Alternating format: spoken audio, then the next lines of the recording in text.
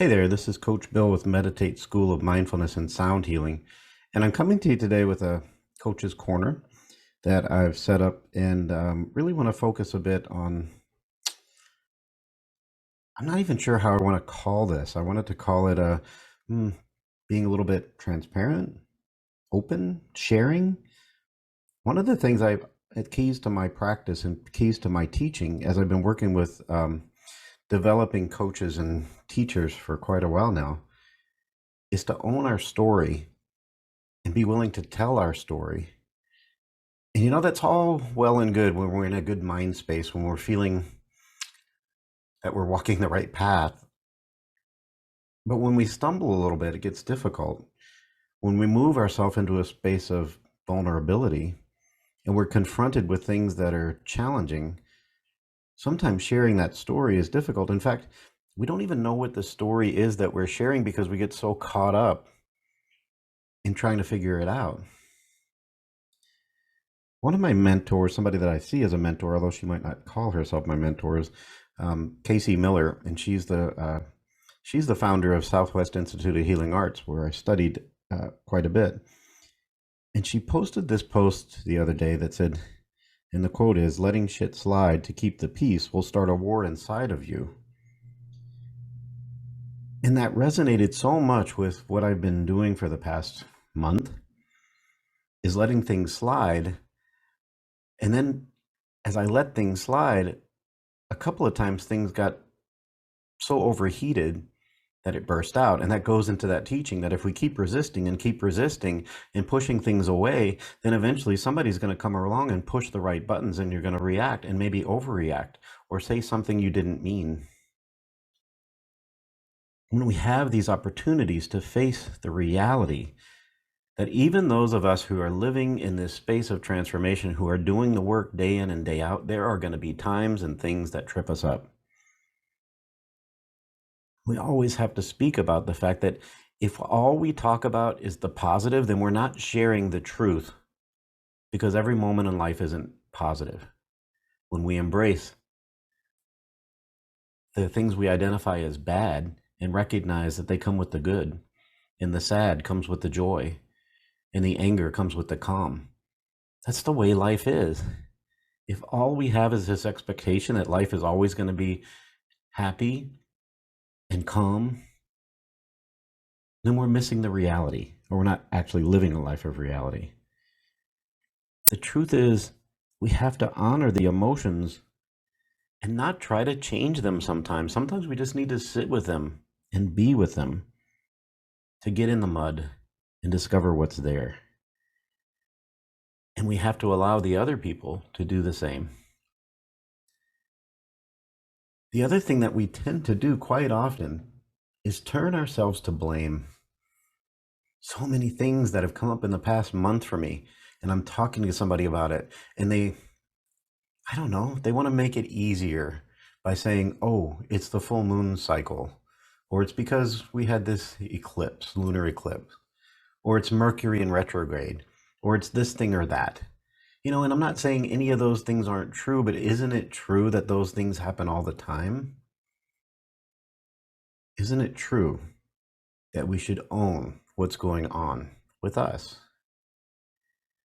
So without getting into all the dirty details and without talking about somebody who can't talk for themselves, I'm talking about my perspective and the understanding that there are 2 or 3 or 4 stories to every story, different sides.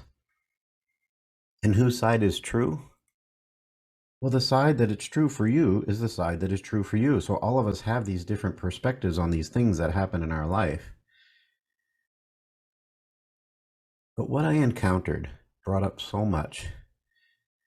I encountered somebody who found the key to pick at the scabs of the scars that I've had. Somebody who found the key to push the right buttons to get inside. And once they got in there, it was like a boil that started to fester. And here's the truth. I talk about it all the time. We don't resonate with everybody. And those who we don't resonate with really shouldn't be part of our lives, right? But I tried to force myself I tried to see beyond it. I saw an opportunity and I grabbed it. And then I denied the truth, even though everybody around me kept telling me to open my eyes and see. I resisted. I resisted to the point that it became painful. So part of this goes back to so much stuff that's happened in my life. And I don't want to wallow in the suffering and the pain, but in the space of transparency, we need to tell the truth and we need to own our story, right? I was sitting with a client the other day, somebody who's been in a space of struggle. Of course, I'm not going to mention names, but this person's been in a really difficult divorce.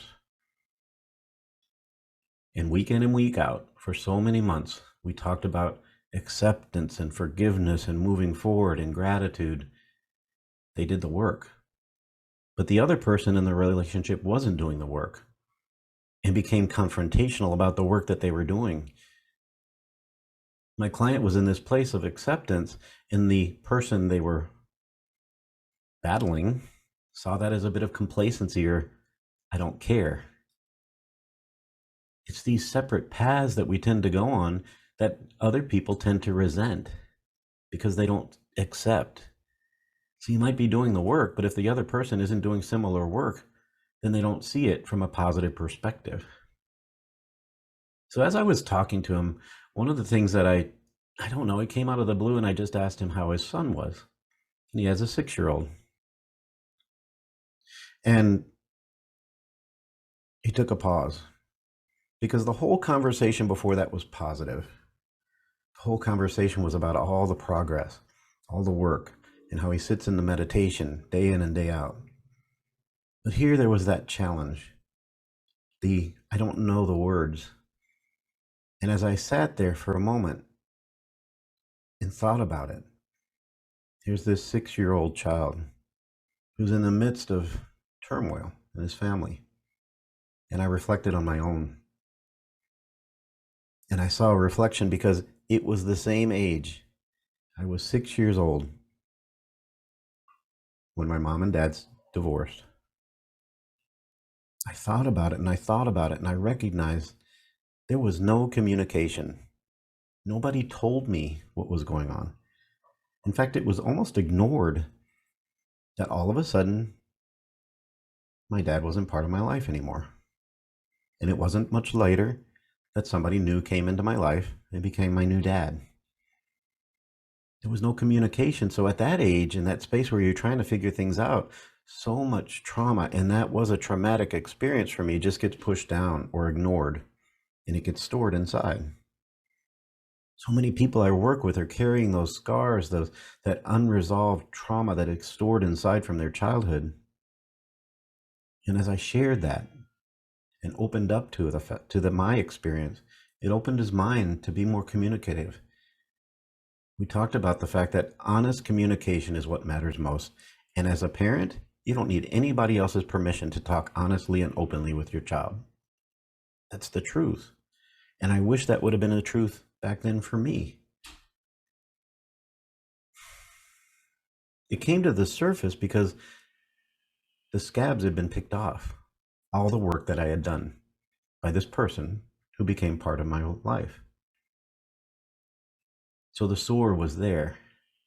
And as I sat in reflection and shared and thought and reflected some more, I thought about the fact that this new person that came into my life, my new dad, didn't accept me for who I was and spent all of my younger years trying to change me, to make me into somebody that they thought I should be. And I don't know, I guess he was doing the best he could do, but the perspective that I took was that this person actually hated me and didn't want me to be part of his life. So I carried that scar with me into my adulthood.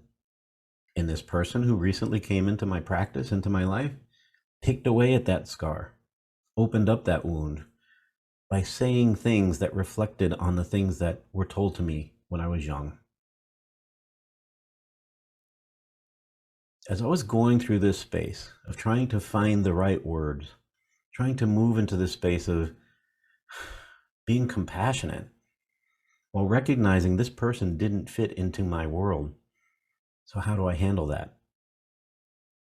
I meditated on it.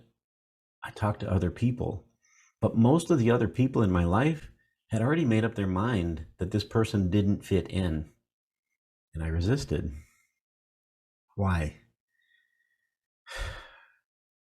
It kind of goes back to that point when I was in my 20s and 30s. I did all that I could to be accepted by people because of all those scars of non-acceptance that I had as a young person, as a child. I wanted people to like me. I wanted people to accept me for who I was, and I would do anything to do that. I did the work after that, and I realized that was unsustainable. It wasn't possible for everyone to like who I am because we don't like everybody, right? I did so much work, but then all of a sudden I get pulled back. I get pulled back and I have to start over. No, it's not starting over, but that's kind of how I felt when I was sitting in the mud. It's like, man, all that work, and here I am, stuck in the mud again. Here I am, trying to find my path out.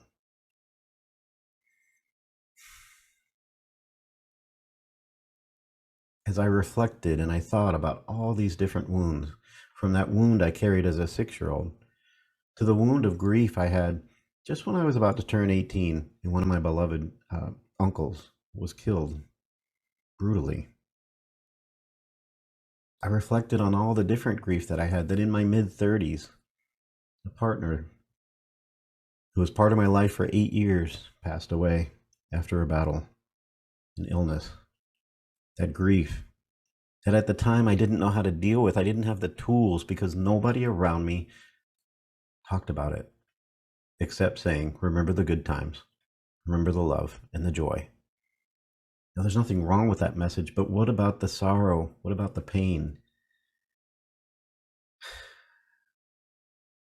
But that was the first thing that started to nudge me in the right direction of doing the work. Because I didn't have the tools to do it, it opened my mind to the fact that I have work to do for myself. That ignoring the grief and the sorrow wasn't ever going to move me in the right direction. And it wasn't long after that that I found a new path, that I started discovering that I should be looking inside for acceptance. That I need to move into a space of truly accepting myself. I need to start looking inside for love. Because all those messages that I was carrying forward with me as a child, that I wasn't worthy of love, that I wasn't worthy of greatness, that I shouldn't talk about myself. But then when I found that new path and I opened myself up of discovering, looking inside and finding that there is light there, that there is greatness there, that I am special and unique, and I have something to share, it started walking me the right path. And after all these years of doing that work, it shouldn't surprise me that every once in a while I get tripped up. That every once in a while that old vulnerability comes up. That every once in a while somebody's going to push my buttons and make me react in a way that causes pain and suffering. In reflection, as I sit back and think about what's happened over the past few weeks, I realized I allowed myself to move into that space, the old pattern, that old neural pathway that makes me do the same thing over and over and over again. I thought that pathway had dried up, but it was like an old dried riverbed. And when the floods of emotions come up, you get pulled back into that space. So I've been sitting in it. I've been doing the work. I've been resisting that message that this person put in me that said I didn't do the work, that I wasn't honest and true, that sitting in reflection, they thought I wasn't authentic, that I was phony, that it was all a facade. All those little things that were like the lashes of a whip that I received as a child. like the wounds that I spent so much time trying to heal were opened up again. In reflection, as I was talking to other people, the other mentors, those who are my support system, the messages of support were there. But sometimes they didn't ring true. That message that says, hurt people hurt people. Well, isn't that kind of an excuse? Hurt people hurt people. Well, hurt people only hurt people if you allow them to hurt you, right? I don't know. It's difficult. The work that we do is difficult, and it is not a perfect climb. Sometimes we're going to stumble, and sometimes it's going to feel like we fall all the way backwards, but you know what? We don't. We pick ourselves up. We sit in the mud. We move into a space of being aware, of accepting the truth, and then decide, what am I going to do with this? What am I going to do with this information? How am I going to move forward? Because I could sit here and wallow and think about all the work I need to do now. I could do the work. I could share the work. I could talk about the progress. I could talk about the pain. I can talk about the emotions, and that's what is true. That's authentic. That's what I do. So here I am, doing the work. Here I am, sitting in the mud. Here I am, sharing my story. And that's good enough for today. Because what I do today is going to get me where I want to be tomorrow. So as we move forward from this space, without talking about all the dirty details, with that understanding that the person who's no longer part of my team has a story to tell, and that's their story. I have a story to tell. Everybody else has a story to tell. Well, whose story is true? Every person's story is true to them. And those people who want to believe this story will believe this story, and those people who want to believe that story, and I have no control over that. I can accept that truth, and then I can decide what I'm going to do with that, if anything. But the truth is, I need to continue moving forward. I need to do the work, to work on awareness and work on acceptance, to move into that space of gratitude, to offer and be in that space of forgiveness, to sit in the grief, because everything we encounter that's challenging brings up a bit of grief, and to find that path forward and be who I am and let that light shine. And even though that person might not accept that I have a light and that I have a story and that I am doing the work and that I am authentic, it doesn't matter. What matters most is what I'm doing for me. And here I am, sitting in the mud, riding the waves.